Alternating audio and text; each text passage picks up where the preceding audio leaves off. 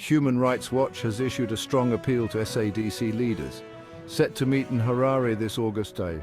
They are urging these regional heads to pressure Zimbabwe's government to halt military interference in politics.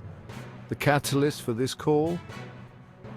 Recent partisan remarks by Lieutenant General Anselm Sanyatwa, a high-ranking military official. Human Rights Watch argues that such interference undermines democratic processes and stability in the region.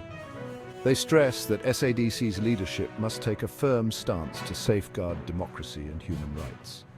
This is not the first time Zimbabwe's military has been accused of political meddling, but the urgency of this appeal highlights the ongoing concerns.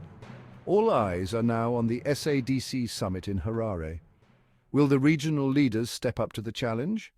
Drop your thoughts down below and stay tuned to find out. Don't forget to like, subscribe, and turn on the notification bell so you don't miss any updates from Zim News Leave YTS.